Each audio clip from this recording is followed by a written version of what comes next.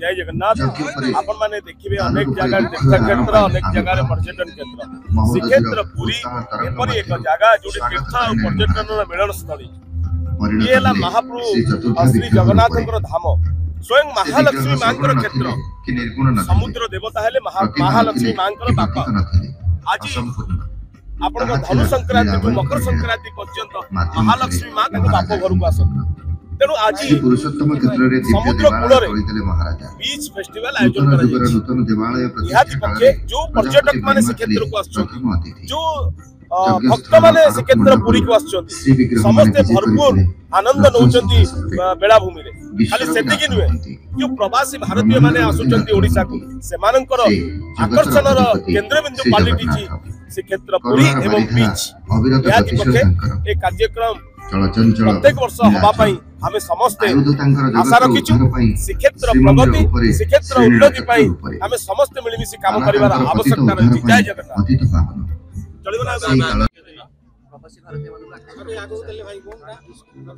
प्रवासी भारतीय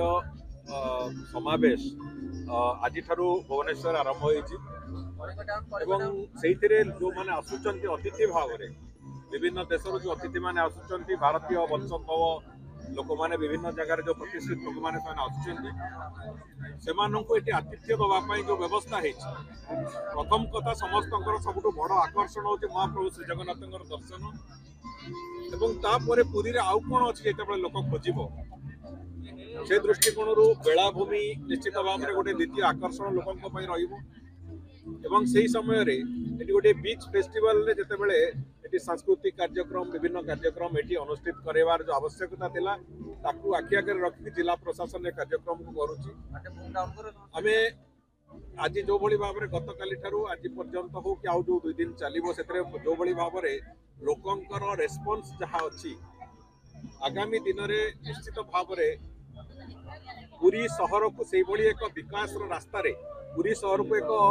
विकसित तीर्थाटन हो कि पर्यटन केन्द्र हो से भली भाव में तैयारी करिवारे जहाँ जहाँ भूमिका अच्छी से बाबद में बहुत गंभीरतार सहित चिंता करूँ होटेल एसोसिएशन एवं विभिन्न स्टेक होल्डर मानकर परामर्श पुरीर विभिन्न वर्गर लोक मानकर परामर्श ये सब कथा को आधार करी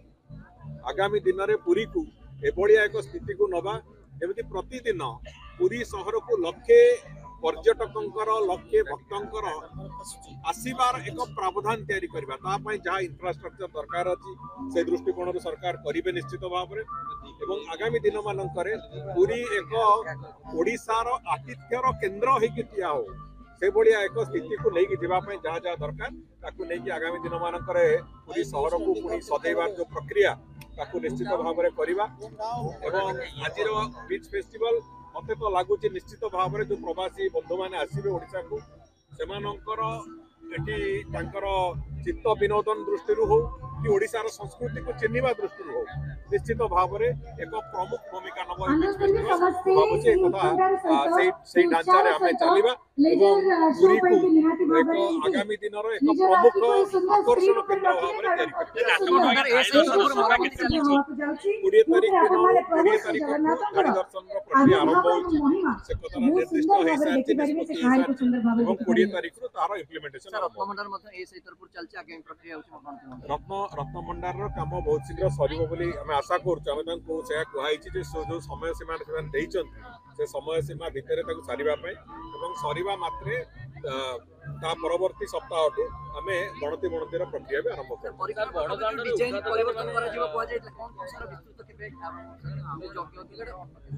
सेगुड़िकर डीपीआर प्रस्तुत चलती इंटरप्रिटेशन सेंटर गवेषणा केन्द्र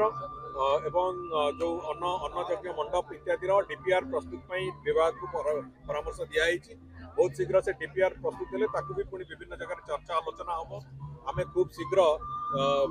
कल्चरल एडवाइजरी कमिटी भी गोटे करुचु जो कि प्रभु श्री जगन्नाथ संस्कृति उपर गवेषणा करुवा विभिन्न लोक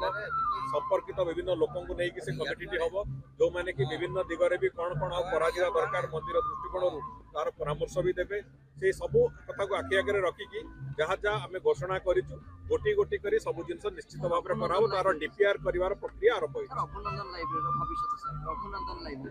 रघुनंदन लाइब्रेरी जो गवेषणा केंद्र हम तार ऊपर महला रे रघुनंदन लाइब्रेरी हम ए बाबत निष्पत्ति